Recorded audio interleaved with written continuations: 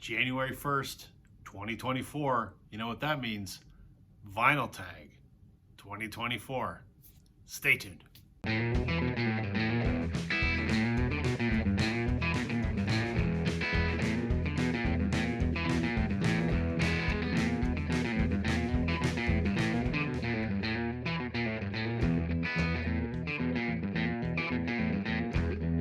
Hey everybody, welcome to Northern Revolutions. I'm Rob. Welcome back if you're returning. Welcome if you're new. Happy New Year. It's tradition in the vinyl community that every January 1st for the last few years, Rob Walker over in Manchester has put out his vinyl tag. It's essentially a list of usually about 20 questions that he'd like us to answer with records. And just about every channel in the VC does a video. It's a pretty popular thing, and we all actually very much look forward to it.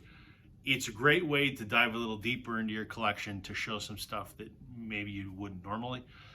And it's also a really good way to just get to know other channels. If you're new to the vinyl community, it's a great way to get your name out there.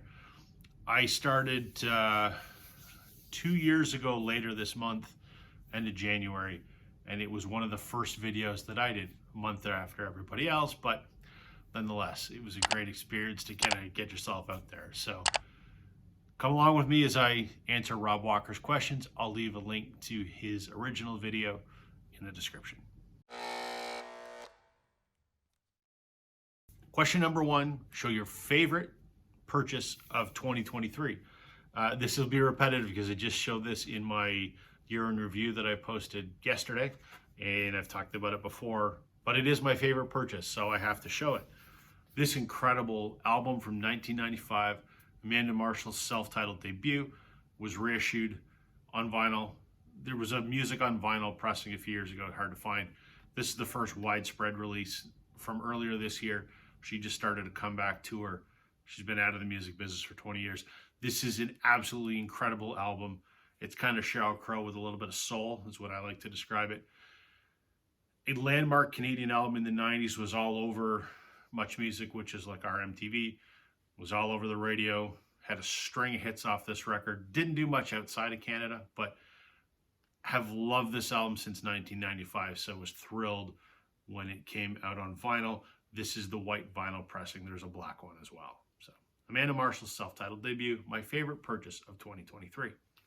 Now, number two, your last purchase of 2023, and that's this album here, the Old 97s, Wreck Your Life. Old 97s are like a country rock band, I guess, from Texas. This was their, I believe, third album from 1995. I have a lot of the Old 97s catalog. Not that this is hard to find, but I've never seen it in the wild, and I don't feel like ordering it online and paying a ton of shipping. But I stumbled across this at one of my locals, which I was thrilled about because I love the Old 97s and especially the earlier part of their career. So Old 97s, Wreck Your Life, my last purchase of 2023. Number three, show an artist who released two albums in the same year. Doesn't matter what year it is. I don't have to go back too far for this. 2017, I believe. I love this band, Whitehorse. Whitehorse is a husband and wife duo from Toronto, Luke Doucette and Melissa McClelland. I've talked about them a lot because they're one of my favorite bands. They are quite interesting. They're very much genre shifting. They started sort of indie folk, indie rock, and have ventured through several genres. In 2017, in March, they released Modern Love. This is a harmony-based, soft, mellow love song with guitars. It's interesting. They build it as a blueprint for love in the modern age. So it's honestly my least favorite Whitehorse record, but it's still very interesting. This one is on like a black and pink splatter vinyl. And then in September of that year, they released this, which is called Strike Me Down. And as the cover would indicate, it's kind of like a psychedelic folk, so a little bit of psychedelic pop. Quite interesting. This is on a cool orange crush colored vinyl. Um, the two most interesting albums from Whitehorse. Neither of them are my favorite, but it just shows the versatility of these two incredible musicians. Number 4, if we could only listen to music from one decade, what would it be? That's a tough one. 60s, the Beatles. 70s, most of what I listened to. 80s, a lot of great stuff. 90s, I mean, it was a very tough one, but ultimately I would have to pick the 70s because I would get stuff like The Band, Creedence, Fleetwood, and I'd still get one Beatles album. Let It Be was released in 1970. I mean, a lot of what I own is classic rock from the 70s, so I would have to go 70s. Number 5, show an artist or band from Manchester. Rob Walker's from Manchester. This is an easy one for me. Rob knows this. I'm a big Oasis fan, which means I have a lot of Oasis and I have a lot of the Gallagher brothers. So I'm going to show this because I don't know that I've ever shown it before. I have everything that Oasis ever put out. So I'm going to show this. Don't Believe the Truth, which was their second to last album. Better than Heathen Chemistry, which came before it, and vastly superior to the dumpster fire that I think was Dig Out Your Soul, which was their last album. I quite like this. This is has Zach Starkey, Ringo's son, is the drummer on this album. Lila was the big hit on here, but I also like some of the other stuff. Turn Up the Sun, Love Like a Bomb, The Importance of Being Idle, A Bell Will Ring. I love this record. Maybe my third favorite Oasis record. I know this is a vinyl tag, but I'm going to show one CD related to the Manchester thing because I think Rob Walker might appreciate this. Noel Gallagher, live at the Royal Albert Hall. This was a charity show that he did for the Teenage Cancer Trust, and this was a CD that was put out in the Sunday Times. It is a really, really good live Noel Gallagher set. It was, I think, from 2009 when he was still in Oasis, but this was a kind of solo gig that he did. I am thrilled to have this CD. Not vinyl, but it relates, and not a lot of people would have this, so especially probably not here in North America. Number 6, the artist or band that we listen to the most. I could have been a number of people. Beatles certainly would be up there, but I think based on my recollection of what records I pull and what I see on my digital playlist on my computer, it's got to be this incredible band that I love, Blue Rodeo. We talk about it all the time. My second favorite band, Canadian roots rock institution. They're in the Canadian Music Hall of Fame, been around for 40 years. This is their landmark album from '93 called 5 Days in July. I actually just saw these guys 2 days ago. They're doing the anniversary tour for this album and playing it in its entirety. And I was fortunate enough to be on the band's guest list. So I had an incredible seat that didn't cost me a dime because I have a friend that played in the band. So that was a concert highlight for me for sure, but a band that I listen to the most, Blue Rodeo. Number 7 is to show 7-inch records. I don't collect 7-inch records as a general statement. I have a box of 7 inches that I liberated from my dad's record collection years ago, and a few things that I've added to that since then. But so I've picked 7 that are interesting. This here is the first record that I ever owned. OK Blue Jays. This is my beloved Major League Baseball team from Toronto. This is their theme song. This was put out in 1983 on this little 45. It's still used today as the team's theme song, but this was the first record I ever owned. I would have been 5 years old. I mentioned Blue Rodeo a moment ago. This is the Hi-Fis. This was the band that was the precursor to Blue Rodeo. While they're from Toronto, before forming Blue Rodeo, Jim and Greg, the principal frontmen, were in New York, and they had kind of a new wave / punk kind of band called the Hi-Fis. Never amounted to anything, but this was their one and only single. I Don't Know Why You Love Me and Look What You've Done. Sounds nothing like Blue Rodeo, but This is not the original. This was a commemorative anniversary press that was put out about 15 years ago, which in and of itself is hard to find. This is the Beatles' Twist and Shout on Tolly. Many of the Beatles' early singles, Capitol in the US, did not release. So they were put out on VJ, they were put out on Tolly, they were put out on Swan until Capitol finally got their act together. I have all of those different, not every single, but I have some of the VJ, some of the Tolly, some of the Swan. So this is just one of those early American pre-Capitol Beatles singles. Speaking of the Beatles, this is one of their original UK 45s. You can see it's got the Garrett and Lofthouse flip back covers on it. Twist and Shout. It's also got A Taste of Honey. Do You Want to Know a Secret? And There's a Place. These EPs are fantastic, and I need to start collecting the rest of these to go along with my original UK first pressing albums as well. A great 45 from U2, from my favorite U2 album, Rattle and Hum. They did a bunch of singles with this. This is When Love Comes to Town with B.B. King. See B.B. King on the back. And it's backed with Dancing Barefoot. Record Store Day single in honor of my dad. He was a huge Fleetwood Mac fan. This is from the Peter Green era. Dragonfly, The Purple Dancer. I think this came out on Record Store Day about 10 years ago. And lastly, Matt Mays. I know Chris from Stylist Meets Vinyl showed a Matt Mays 45. I'm going to show this one, which not a lot of people know exists. It is called Let There Be Love, and the B-side is an acoustic version of Let There Be Love. This came out after Twice Upon a Hell of a Time and just before Dog City in 2019. I think it sucks. To be quite, I'm a huge Matt Mays fan, but the acoustic version of Let There Be Love is awesome and really sounds like it could belong on Twice Upon a Hell of a Time, but the electric version. Number 8, who's come to your dinner party? You can invite 4 musicians, living or dead, doesn't matter.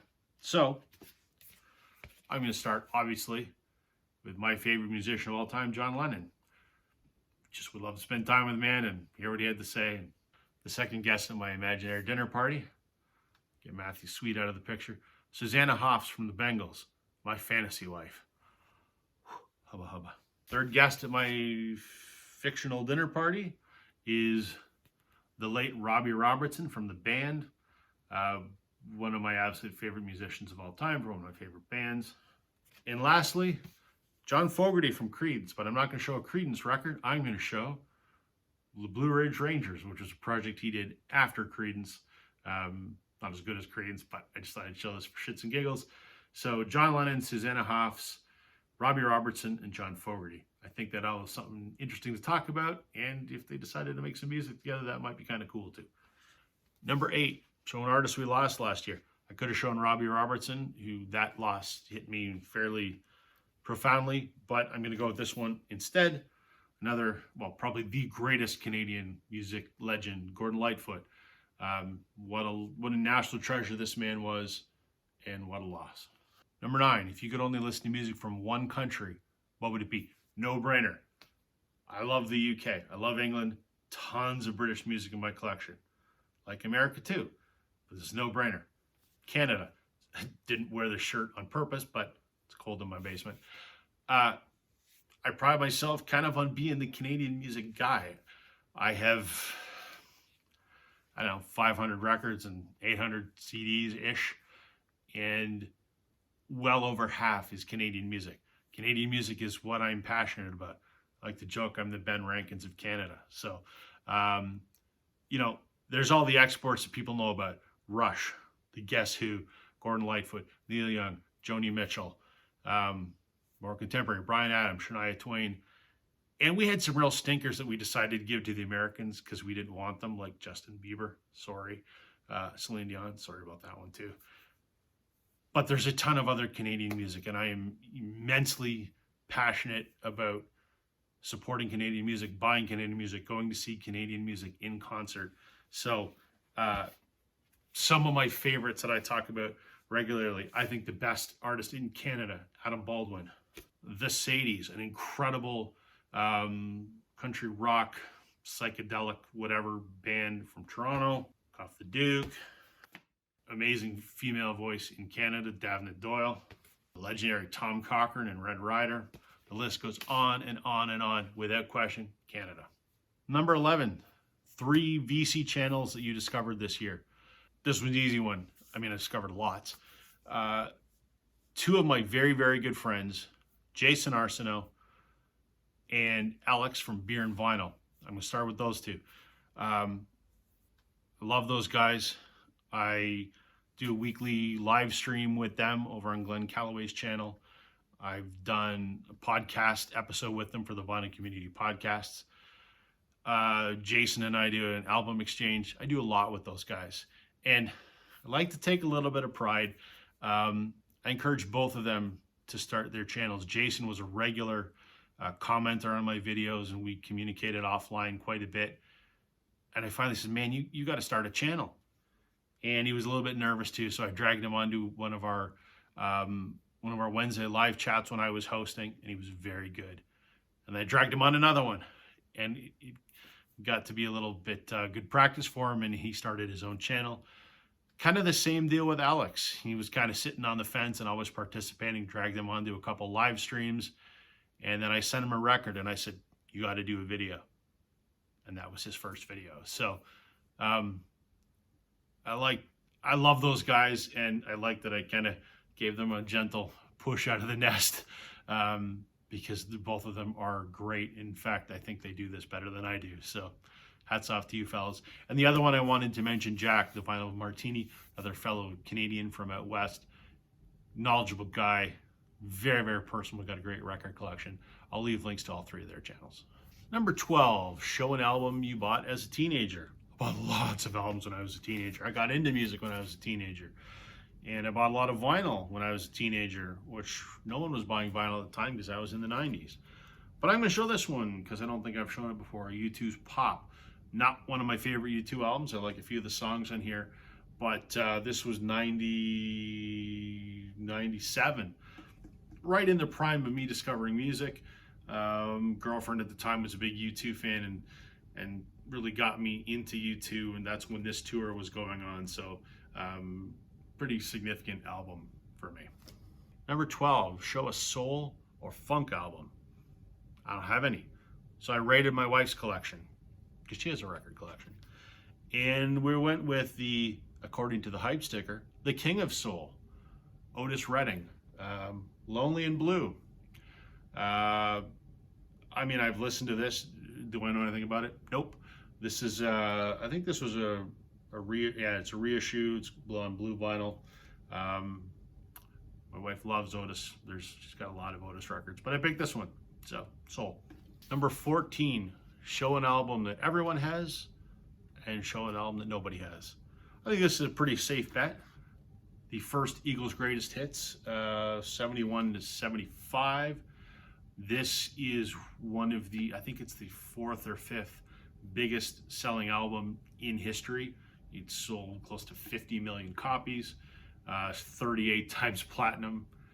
Just about everybody has this record. And one that I'm almost certain nobody in the vinyl community has. This is called Paper Bag Records versus the Rise and Fall of Ziggy Stardust. Paper Bag Records is an indie record label in Toronto that Cuff the Duke is signed to, one of my favorite bands. And this was a promo that they did in 2012 where all the artists on the label got together and covered David Bowie's Ziggy Stardust in its entirety. Each band picked a song and away they went. And this came free with one of my Cuff the Duke records. They only ever pressed 500 of these, so I doubt that there's anyone else who's even heard of Paper Bag Records, let alone has this obscure promo. Number 15, She's Great, a female record you picked up in 2023. This is Grace Potter's Mother Road. It's an autographed copy. This is her new record from this year. I was a huge Grace Potter fan when she was Grace Potter in the Nocturnals. Not as big on her solo stuff. Despite what her ego says, she's not as good as she was with the Nocturnals. But this is as close to a Nocturnals record sounding as any of her solo stuff has been. It's not bad. I like it, just not as good as her previous stuff with her band. Number 16, your favorite video that you made in 2023 and the favorite video that you watched in 2023. Favorite video that I made. There's a couple that I'm quite fond of. I did a series of 3 videos with my good friend Bob Egan, who was a member of Wilco and Blue Rodeo. He came over and we sat down and discussed albums that shaped him as a musician and some of his favorite records. The 3 discussions together was well over 2 hours, so it's split over a few videos. I really enjoyed that because it was something different than me just sitting there and holding up a record. It was having a discussion about albums that shaped a musician who is a professional musician, and I really enjoyed that conversation. I also did a video where I talked about records that I own that belong to my late father. I did that around the anniversary of his passing, and that was a very enjoyable, cathartic, but also, emotional video, but it resonated with folks. A lot of people watched that. And as for the favorite video of someone else's that I watched, there's a lot. But the one that immediately springs to mind, just because it was so different and I laughed my ass off, my good friend Glen Kellaway singing this theme song for Sam St. John from the Hair Salon. I'm going to leave a link for that one for everybody. Number 17, 90s classic. There's tons of classics. I wasn't into the grunge thing, so I don't have any Pearl Jam, and I don't have any Nirvana, and I don't have any Soundgarden and that kind of stuff. I've got a lot of Oasis and Smashing Pumpkins and that kind of stuff. But I kind of went more old school 90s. When I think of the 90s, I think of Much Music or MTV. And when I think of those, I think of those classic early 90s Aerosmith videos. So I'm going with 1993's Get a Grip. Love this record. I know everyone shits on Aerosmith from the late 80s because it sucks. It's not like the 70s stuff. Piss off. This was my Aerosmith. So I love this stuff. Eat the Rich, Living on the Edge, Crying, Crazy. Love this damn record. Number 18, show a record you would like to walk into the cover of.